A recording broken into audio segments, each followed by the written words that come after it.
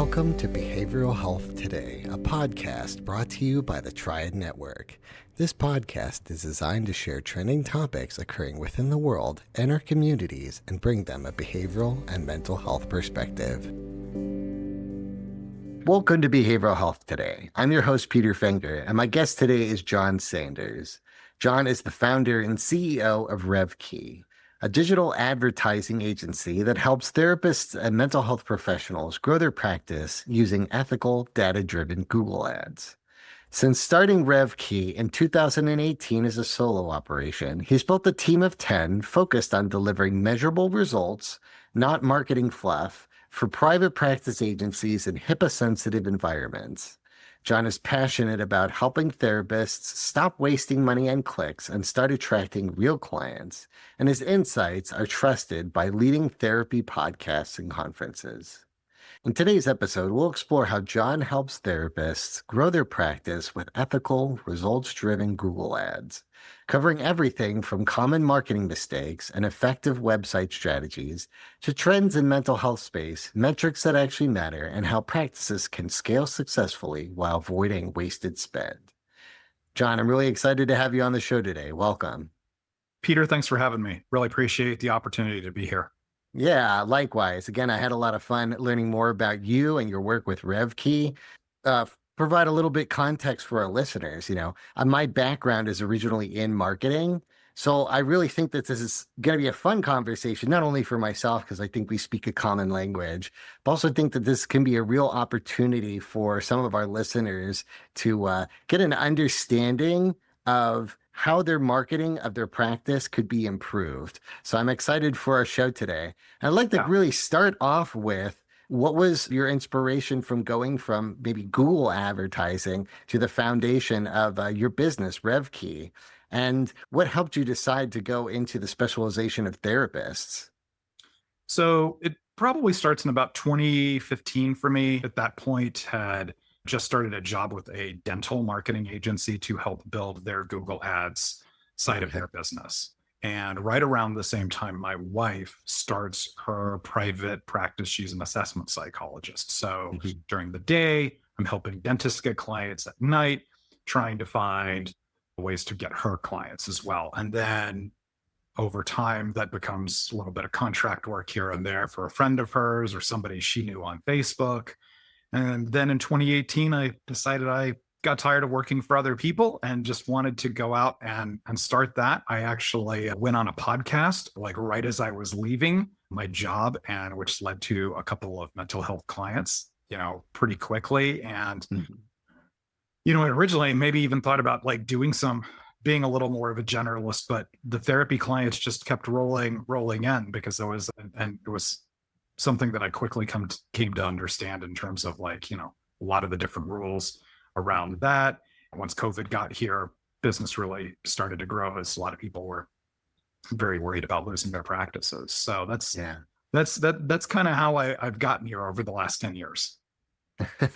I love your journey. And it's funny because maybe the same lens that we encourage therapists to really kind of find their niche and the things that really give them passion is kind of the same process that you've built with your business, right? Being able to sort of find a niche and get ingrained and really understanding those clients on a deeper level so you can serve them in better ways. Yeah. And I think also me being a business owner, kind of going through this process, has given me a little bit of an insight as to what some of these small practice owners are going through, as they're growing their practice and having to put new things in place and having to learn to delegate to other people because you can't do everything yourself. At some point, you can't answer, your calls yourself. That falls away. And if you are running a practice and you are trying to take the calls yourself, please stop doing that. Please go get a virtual assistant. They're going to do that. That's going to make your job a lot easier. I remember that was a big moment when my wife, when I finally talked her into getting a virtual assistant, it just made things so much easier than trying to answer calls, herself. Yeah. Being able to really know what parts of the business you don't really enjoy and being able to offload that can be a big help and even just a happiness, right?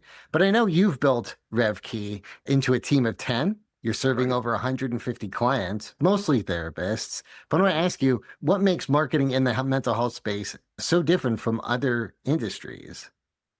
Well, I think the first thing is from a like regulatory standpoint, like there are definitely some things in Google Ads that I can't do that Mhm. other people can. And this is just because of the HIPAA sensitive nature of the business. I cannot do traditional remarketing. Like Mm. when you go to the website and you're looking to buy a pair of shoes or a car, and then you start to Sure. followed around by ads, I can't do any of that. Google will say things like, you could upload your list of your clients' email addresses. I definitely am not allowed to do any of that stuff. So I mean, there's definitely some of the regulatory side of Mhm. that, but then it's also understanding, what the potential customer or user is looking for, what they're searching for, and being able to kind of smell what's a good search for somebody versus what's a bad search. For Mhm. instance, one of the things that we figured out is searches for EMDR therapy in a lot of cases are informational searches because they're trying to figure out what EMDR is. And so I don't want just EMDR therapy. Typically, we'll go in on those searches and we'll see people spend 30 seconds on your website and then they leave without taking any actions.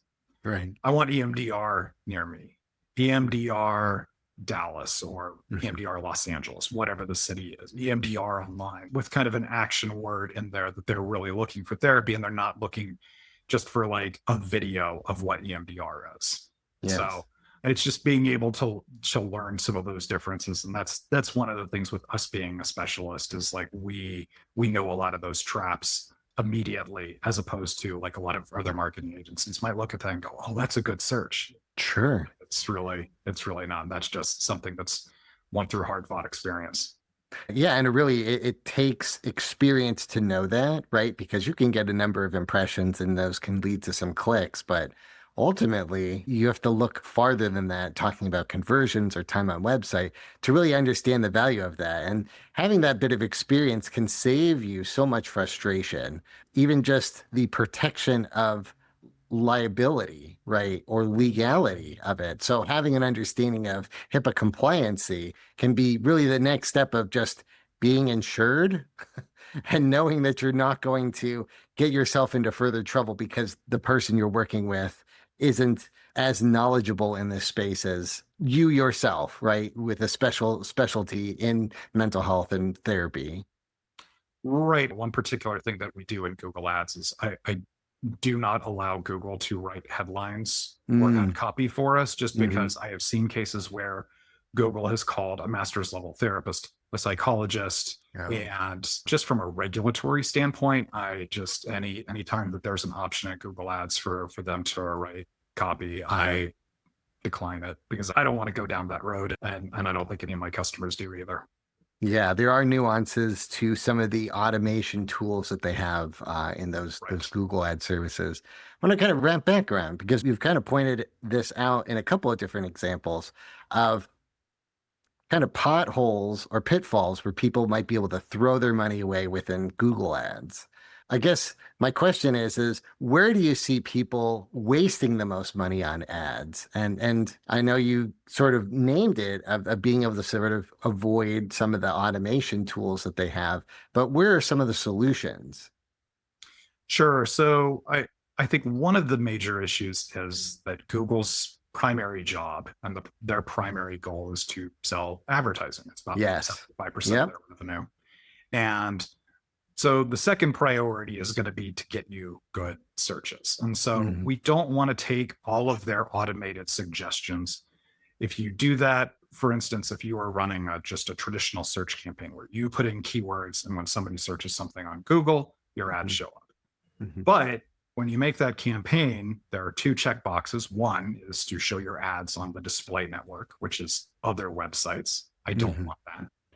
And the other is to run them on search partners, which are third party search engines. Sometimes these can lead to really, really bad results and really chew up a lot of your advertising on things that aren't Google. And so we don't want that either. But those are just two defaults. And so we don't necessarily want to take those. So anytime that Google asks those questions, we want to ask the question ultimately, is this going to be good for us? Or is this good for Google's like data collection and revenue making process? Right. Right. Well, they're just there. So there are a number of options that we have learned over time, like those to try to stay out of Mhm. and really kind of be more focused on like the results that the client is looking for as opposed to, what's good for Google. Right. Yeah, absolutely. And again, it's good to know or have that perspective, right? Because somebody that might not have as much experience going into something like that could easily fall into some of those pitfalls, right? There are a number of recommendation tools, a number of automation tools that Google can sort of toggle. It can make the experience a little bit easier, but ultimately it can burn through your budget and Yeah, with not a lot of good results. right. Absolutely. Yeah. Yeah. So I'm going to back up a little bit just for those listeners that might not understand. When we talk about Google Ads, what are we talking about? Because you talked a little bit about a display network, you talked a little bit about a third-party search engines. Help me understand what is a Google ad? So, I mean, the base level is if you type something into Google, usually the first 3 to 4 results are going to have some sort of sponsored ad tag next to those. And so that is controlled within Google Ads. If we scroll down the page a little bit, maybe if you're looking at a local service, you might have that map pack that has like 3 or 4 results. That fourth Mhm. result usually is also a paid ad and will have something next to it indicating that. And then as you go further down the screen, those are those organic results. That's what's governed by search engine optimization. And even though those results are on the same page as the ads, like the process of doing SEO and process of doing Google Ads is completely different. And so Yes. usually you'll Hmm. find a digital marketer tends to be specialized in one or the other. I've got people who I'll send clients to for SEO services because that's definitely not my expertise. Hmm. But outside of that, you can also see those ads show up within YouTube, which is also owned by Google, or even you might see ads in Gmail. You might see ads on different websites. And then we talked about those third-party search engines as well, where you can see ads come from, and they'll usually have that ads tag next to them. Generally, this is going to be you as an advertiser are not going to pay until somebody clicks on those in most cases, at least the style of ads that we're usually going to run for you. And we want to try to avoid as many bad clicks as possible. We want to try to avoid putting our ads on search terms that aren't super relevant for you. The worst example you could have would be if you put in the word therapy near me in your Google ads and Google serves it to somebody who types in massage therapy near me. That's what we don't want. Right. Something called negative keywords where we can say, don't show my ad for any search that says massage in it. And so then it's a matter of making sure that your ads are showing up in the right places and that when people are getting to your website, they're spending a good amount of time on your website and then ultimately taking that action that we want people to take, which is filling out a form, calling you, filling out, whatever scheduling software you use on your website and measuring ultimately how many clicks you got on your website, how many of those people turned into leads, how many of those turned into clients, Right. and kind of thinking about, what is the average revenue for each of those clients going to look like. So, and being able to measure whether spending that money on Google Ads is leading to more revenue for your practice. Yes. Yeah, absolutely. And it can take a kind of a keen eye to recognize what those metrics are. We talked a little bit about the cost of a click can get a person to your website or your web Right. page, but it doesn't necessarily mean that they will convert as a client. Sure. And you gave a couple examples. You're talking about a form, you're talking about a contact page. What kind of key metrics should therapists look for when they're running ads? The first one that people will look at, which is not necessarily my favorite, is click through rate, which Hmm. so people see your ad, how many people are clicking on your ad ultimately. This could be like a good leading indicator to give you some numbers. 2 to 3% is the average on the internet. I would say most of my clients are in like a 4 to 6 range. And then like if you creep up to like 8, 9, 10 plus, that's a really high click through rate, which is usually a good sign. Yes. And then, also looking at that time on site. is another important indicator, because if you've got a good click-through rate, but people are only spending, 15 seconds on your website, either we have some problem in our search terms, or your website is not engaging somebody properly. And this gets into you before you even run Google Ads, you should really have a good website for people to engage with, that is visually attractive, that has good content on the topics that you're talking about. I highly recommend, if you're going to advertise for trauma therapy, have a page that's just about trauma therapy. If you're going to advertise couples, have a page that just talks about couples therapy. After that, then we get into what we call those conversions, is, how many people called you, filled out your form, did your schedule, or really a kind of our base expectation for that is we want at least 5% of people who come to your website to take that action. Now, not everyone's going to do that the first time. In a lot of cases, they're going to need to come out a second and third time, especially because, this isn't like my former life when I was in dental, when, paying $49 for a teeth cleaning special, that's not a really hard decision, but telling your deepest, darkest secrets to somebody, that's a pretty big decision. And so people might not necessarily take that action the first time they come to the website. So we want about 5% of people to become leads. And then it's a matter of how many of those leads are becoming, patients ultimately, and kind of thinking through like that average revenue bit to kind of see like, how much revenue are you getting for the dollars that you're spending on Google Ads? Right. So as you're sort of thinking about this ad strategy, you're thinking about what are the types of clients that we're attracting? What is the experience we want to deliver, right? When they're clicking your ad, where are they going to? And then ultimately, what do you want them to do so that we have a very clear understanding when they see this ad and they come to this page, we want them to do this thing. And then how many of those people are converting on this thing? In this case, it could be a form, it could be a lead generation. Those are the types of metrics that, that will help convert into clients. Right. Absolutely. And making that clear, one of the things that we say in terms of that conversion is making it clear what you want them to do. Sometimes clients will have, well, if you're a new client, do this. If you're an existing client, do that. But here's an automated calendar that you can schedule on, but here's a form and our phone number. And then all of a sudden you've got like 5 or 6 different things that you're asking them to do. And it's like, let's really try to kind of scale that back to the 1 to 2 things that you really want them to do. So you don't confuse the client with all of these different things. Right. Yes. Yeah. In this case, keeping it simple is ideal. Right. Absolutely. Yeah. So I want to ask you, when somebody comes to you at the very beginning, what is the starting point?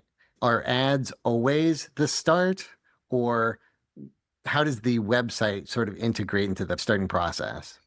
I have definitely had to send customers away in cases and saying, I don't want to run ads to your current website, because they'll have what I call the dreaded service page, which is the service page that has a bullet point that says couples, anxiety, trauma, depression, EMDR. But that doesn't tell anyone anything. And so let's go out and make those specific pages for those things. Let's have at least 500 words on those pages so people can, who's coming to your site for couples therapy can read that and go, oh, yes, this is exactly what I need, with the idea of that they'll take that next step ultimately that we're looking for. So on my side, it delays revenue a little bit. I always try to build that into websites. I'm not a huge fan of like separate landing pages, because if you're going to do that work on one page, why would you like duplicate your efforts and have like a second page? That just doesn't make a lot of sense to me. And I think also people want to be able to go out and look at the therapist that they're gonna talk to and specifically request. So in a lot of cases, it does start with the website and making sure that's going to be able to deliver those customers ultimately. Yes. Yeah, the website is going to be your strong foundation, right? Because there are details within Google Ads that are going to match with the customer experience onto your page. When Google is trying to evaluate which ads should be placed higher in the ranking, it really comes down to the customer experience. And it also looks into how keywords are paired onto that page. So when you have a page with too many keywords, or you're not being specific enough, or it's too generalized, it creates a bad experience for the user and ultimately hurts your ad experience and thus kind of burns away your budget. Yeah. So Google, when you point an ad at that page, Google is judging that landing page. And so if it's Mhm. for specifically for couples, for instance, and it's just there's like one mention of couples on that dreaded service page, Google's not going to rank you very highly for that. And so your ad potentially is going to show up lower. And even when people look at your site, they're probably not going to convert because of that. So that's why we almost never want to have that in place and like have those specific pages, which is also going to help your search engine optimization as well. So my Yes. SEO friends will all appreciate that. That's the other side of this. Having good SEO can place you higher on Google ratings or Google search that isn't necessarily sponsored. So, John, as you mentioned before, Google organizes its search ad, the search page, with sponsored ads up top or sort of weaved in the middle. And good SEO pages will sort of follow based off of rich keywords. Right. You have the other side of this is that by having a good web page with good SEO, these are keywords and terms. The experience of the customer is a good one. Those are all going to aid in your Google ads as well. Yeah, a lot of those best practices from Mhm. a search engine optimization standpoint is also going to help your Google ads in terms of having the right amount of keywords on your site, having a good amount of content, having a Right. visually pleasing experience, you know, having a good page load time. Not a huge issue in 2025. Most pages load pretty fast now, but I will Right. still run across, people who are having like some sort of server issue and it takes 5 seconds to load, and that's not going to help. So Google's judging all of those things. And so a lot of the things that work for SEO also work for PPC on that and paid ads. We'll be right back after a word from our sponsor. Continuing education is both a requirement and a learning opportunity, but finding the right CE provider can be challenging. AATBS, a triad company, offers continuing education for psychologists, social workers, marriage and family therapists, counselors, and behavior analysts. CE courses are available both individually and as part of our new All Access Pass. All Access Pass provides a library of over 250 unique courses. That's more than 800 hours of CEs, with new courses being added every month. As a special offer, Behavioral Health Today listeners can save 15% on CE purchases. Visit us at aatbs.com/BHT and enter promo code BHT15 during checkout. That's aatbs.com/BHT. Check out our library and check off your CE requirements today.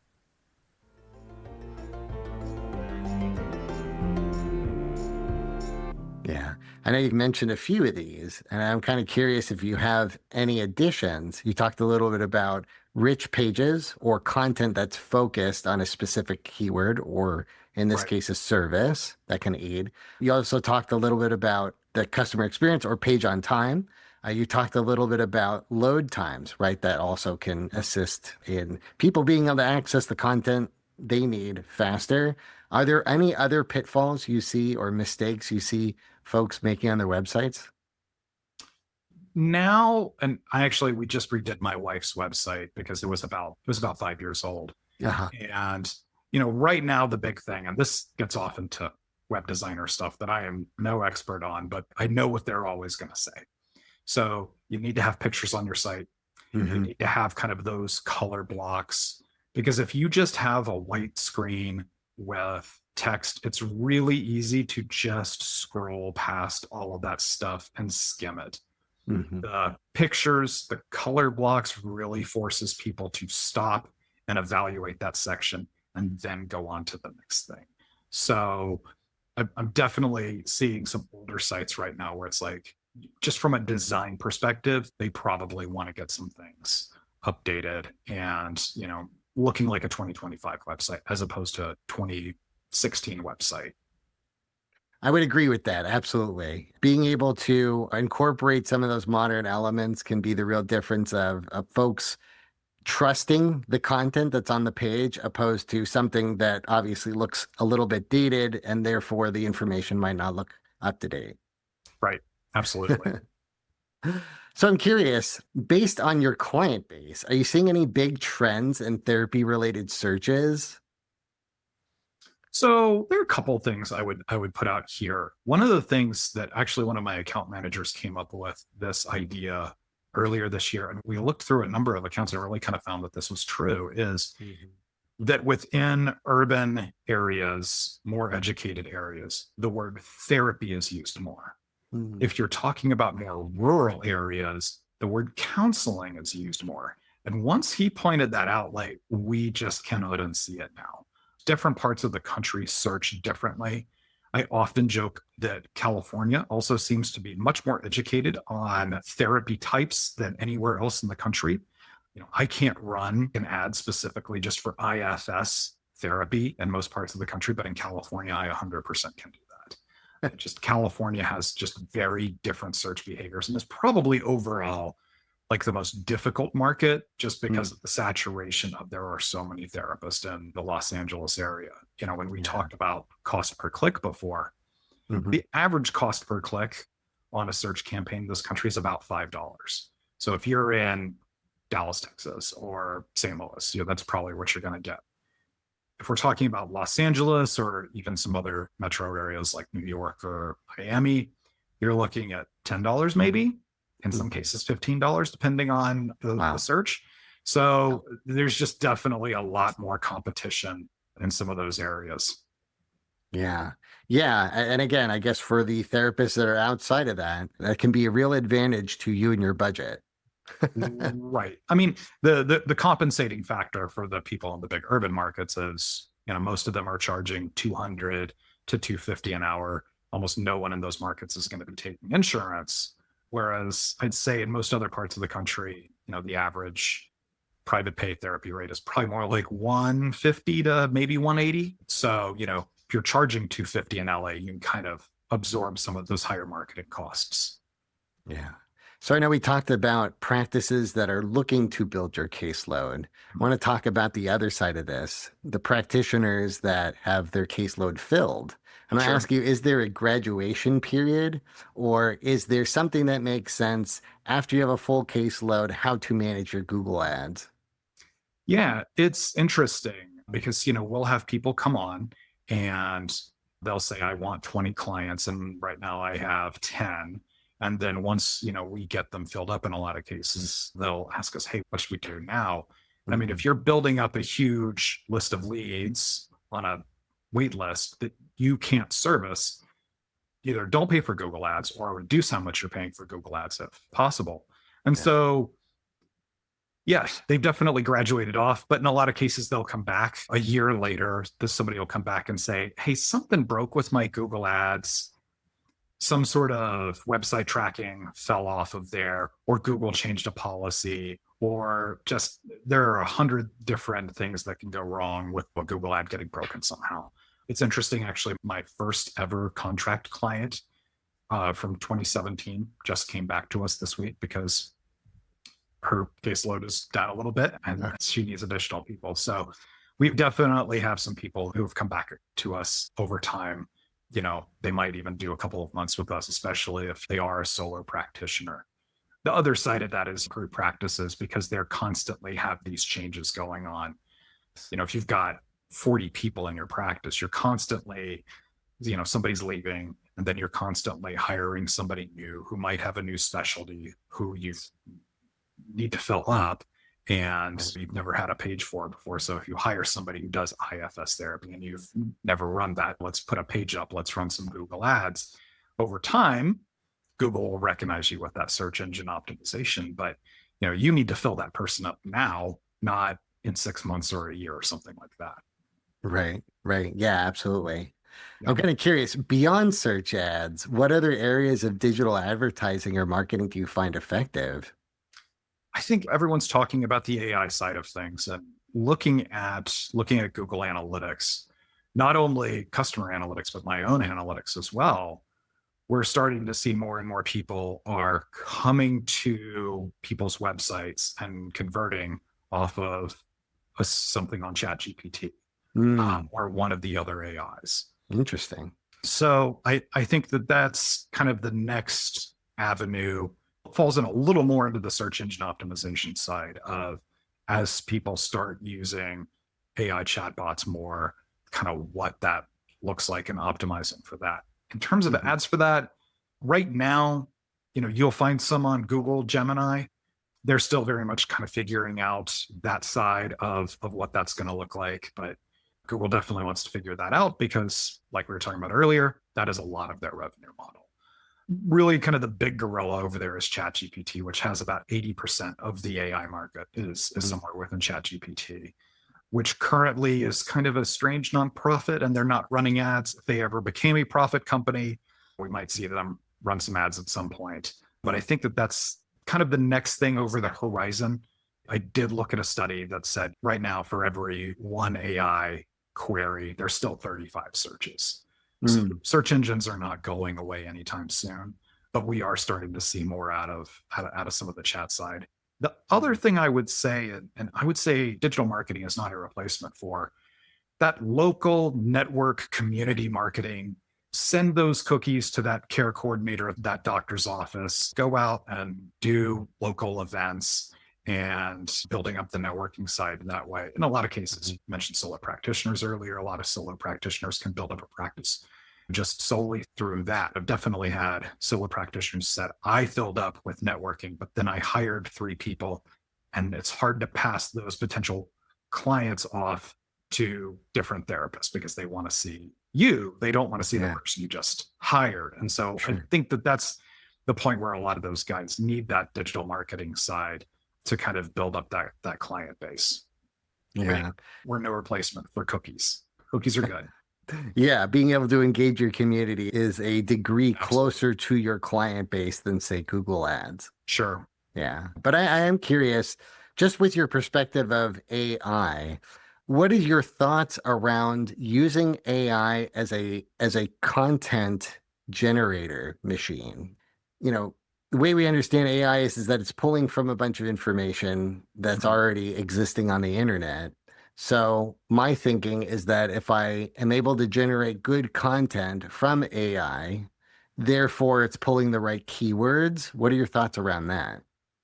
So one of the things we actually did this year is we actually put into place a content policy. I do have a writer who actually has a PsyD who will write some of those pages specifically for us. And we put in a policy of very minimal AI on that. I think we're all getting pretty good at spotting AI writing. And I think that there's maybe some place for it, but it really requires some good human editing as well. Yes. But for our part, we want to make sure that writing has a little bit of a soul. And we also want that to match kind of the customer's brand, because an anxiety page for you might look different from an anxiety page for somebody else, and like how you handle it, or a couples page, or just anything like this. And really trying to match the tone of the customer. And I think that that's a little harder for AIs to do because, ultimately, you tell AI to go out and write an anxiety therapy page. It's going to go out and scrape a bunch of other anxiety therapy pages, put it all in a blender, and it might just not sound like you or your philosophy on therapy. Right. Or it might not necessarily go deep enough into the niche that you're looking for. Right. Absolutely. Right. This is where it's important to maybe think about the keywords that you're trying to target, because that will ultimately go into the target audience that you're looking for, and then the type of ads that you're writing. All those things can sort of align. Right. Absolutely. Yeah. When you get disconnects where you have a website that doesn't say the things about your advertising for, that's kind of where you can get into trouble, and you find people are coming to your website and not spending a lot of time and then leaving, which ultimately just leads to wasted advertising dollars. Sure. I guess another question that I had thought of, and I'm kind of curious to hear your thoughts on this, because we talked about how the Google ad process means that you only spend money once things are clicked on. Are there any avenues or maybe extensions of Google Ads where you're only looking at it from a branding point of view? For example, like you could put together a video that highlights your logo and people can see it on YouTube, but it doesn't necessarily give you clicks. It can assist with people being able to see your brand, but not Right. necessarily result in a bunch of clicks and blowing out your budget. What are your Right. thoughts on that? So I think that really is the domain of larger therapy practices. If you've Sure. got 40 people and you've got 3 or 4 locations, you Mhm. probably have a couple $1 million in revenue a year. You can do more things like that. Mhm. For the smaller practice, we very much want to see it's about getting butts and seats, right? It's about filling up the schedules of your people. And I think that's usually the first priority. And once you get into branding, that brings in a little more of the vanity metrics. It's Yes. more on like the social media side, which I am not personally a huge fan of because usually that's not going to be your kind of direct A to B conversion. Like, somebody makes a search, goes to your website, and fills out a form.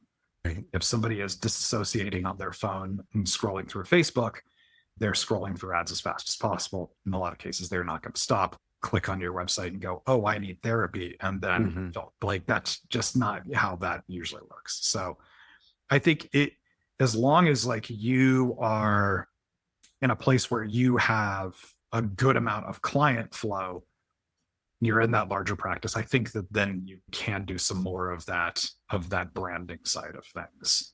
Mhm. Yeah. Yeah. And again, you use this term vanity metrics, right? Somebody can come to you and say, hey, we got 10,000 impressions on your YouTube ad. It didn't cost us any money in order to run that thing, Right. but it's not necessarily converting into clients. So Right. does it really serve you? I want to ask you, what are other maybe vanity metrics that therapists can be aware of to recognize that their marketing partner might be failing them? Yeah, I think it's kind of digging into the deeper side. Like we talked about social media, which is likes and things like that. Maybe on like the Yeah. Google ad side, it's more of, oh, you got a really high click-through rate, for example. Lots of people clicked on your ads, but ultimately those stats don't matter if people don't spend time on your website and then ultimately take the next step. So I think that those are some of the things, or even just, yeah, you mentioned impressions, or hey, we got you a bunch of clicks on your website. We know not all clicks are created equal. One of the things that we can do within Google Ads is we can segment that based off of who sees your ad based off of household income stats. Because if you're charging $250 an hour in New York, you don't want somebody who, is making $80,000 or less than $80,000 a year clicking on your ads. And so we can control some of that. So yeah, you can get a lot of clicks, but they might be completely inappropriate people for your practice. So we want to keep that in mind. And so it's really just kind of digging into, well, what happened after they got to the website? Mhm. Yeah. And that really takes a personal approach. Right. And then even getting into the side of, okay, well, we got you 15 leads this month. What happened to those leads? Like how many of those are becoming clients? So we start kind of asking some questions that are a little outside of Google Ads, like, what does that onboarding process look like? If you're losing a bunch of people there, it makes it really hard to pay for your ads ultimately. Yeah. I want to ask you, as you do this work, are you guys also getting access to their Google Analytics? It's not Google Analytics anymore. It's G4. Yeah. Yeah. And so I'd say about 50% of the time people will come to us and they won't even have Google Analytics on their website. And so we will make it for them Sure. because we want to use that that's what's going to track time on site. Mhm. We can also use that to track a number of those conversion actions. If they come with it, we'll get access to that. And then we might also get access to the website to make sure that we've got enough, like putting on some codes to track if somebody fills out something on their Calendly or fills out something on their form, making sure that all of that tracking side is working. That's in one of the ways, one of the hardest parts of our job, because that's usually so different. I actually hired somebody this year who just specializes in like conversion tracking issues. Oh, wow. So, and being able to deal with all of those different website platforms and what's going to work for Simple Practice or Calendly or JNapp or whatever software we're using. Right. Yeah. Yeah. It can be pretty intricate. And I know that there are a lot of different plugins. Being able to have a pixel or a conversion tracker, Right. having that integration that can make it easy can be a real difference in how successful you are and being able to understand that. I'm going to ask you, because we talked about G4 or Google Analytics. We talked about Google Ads. Are there any other programs that you recommend folks to look into and as a means to understand their key metrics more? The one that we use is called Google Tag Manager, which Yes. will handle a lot of loading code onto your website as opposed to like having to go into the back end base code of your website, which can be super, super scary. Yeah. Because if you delete the wrong thing, you can have some issues. So Google Tag Manager will take care of a lot of that, but also like we'll use that to track a lot of those conversion actions, like when somebody fills out the form, or especially if you're using some sort of third party, if you're using Acuity scheduling, for example, or Calendly, and like using an iframe to put that on your website. All of that gets very complicated and how to make sure that that counts correctly. And so that's what we use Google Tag Manager for. But that's a little inside baseball. That's it's more of an us problem. I think everyone really should have Google Analytics on their website. And I know that it's weird to go out and look at them, but this is kind of the base stat that I would give people. Look at your average time on site. Generally, if it is less than a minute, especially for your organic search, your website might not be doing a lot of the right things. That's kind of my baseline for that, is we want that to be at least a minute or at least really close to that. Sure. In ads, we're usually looking for at least 50 seconds. You had asked about trends earlier. Internally, we talk about, I've really figured out people in like New York and Los Angeles will spend about 10 seconds less on a website than most other places. So I usually subtract 10 for some of those bigger market clients, just because people are very much on the go and like thinking through things really quickly. So you won't necessarily see a minute and 20 seconds on a New York website in a lot of cases. Yeah. I know we kind of touched on this a little bit, and you talked a little bit about making sure that the client is a good fit, making sure that you're being ethical with their budget. Yeah. And I know that there's a pride within clarity and transparency when you work with your clients. What is your favorite part with partnering with therapists? I think really getting to see some of these practices grow. I think maybe like the second or third guy that I ever worked with who had a practice in Arkansas, and he just left his state mental health job, and I helped him get his ads set up in, it's probably 2017. And then he came back to me this year, and he now has 3 locations and 15 people who work for him. And that's amazing to be able to see like the overall business growth that in a lot of cases we've been a big part of, really trying to help grow that side of their business for them. Yeah, just to kind of echo this, your website does a very great job at being able to show the successes that you've done working with other practices. And you're talking about people growing their practice from 4 to 10. You're talking about being able to grow their office location from 1 to many. Right. You have some really, really great examples. And again, it also highlights the advocacy and ethics that you guys are putting together within your business. Yeah, absolutely. One of the things that I see a lot of other marketing agencies do is they'll charge based off of how much you're spending. So if you're spending $2,000 and they make a certain amount, their goal is to get you to spend more money so they can make more money, which is a pretty unethical way, in my opinion, of running that. We kind of charge based off of like campaigns of how much work it's going to be for us. Because in a lot of cases, if you're spending $500 on one campaign versus $2,000 on a campaign, there might not necessarily be a whole bunch of additional work for us. So we really try to do that. And so if you do come across somebody who's ever, tries to do this percentage of how much you spend, just know that they're always going to be telling you to spend more money. Whereas at points we have begged customers, please don't spend this much money. You're spending too much money on your advertising. And this can potentially get wasteful, which is very weird for a marketing agency to say, stop spending as much money Sure. as you are. We've had to have that conversation with practice owners before. That's a good problem to have. Yeah, absolutely. Well, John, again, I so appreciate you taking the time to walk our listeners through it. At the very beginning, you said that being able to partner with somebody that understands this side of the business gives you less to think about, less to do. And being able to have somebody that you can trust and is advocating for your budget in right ways can be a real difference of being able to have success within growing your business. Absolutely. Yeah. Well, I want to give folks a chance to learn more about you and RevKey. Where can customers get in touch with you? Sure. You can just go out to our website, which is revkey.com, which is RevKey.com/podcast. You can actually see some other podcasts that I've been on, and then also click on that contact form and do that conversion action that we were just talking about. So either I or my vice president, Kate Weiss, can talk to you about how we can ultimately help your practice and help you grow. Awesome. Well, thank you very much for your time today, John. I appreciate it. Yeah. Thanks, Peter. I really appreciate the opportunity to come out.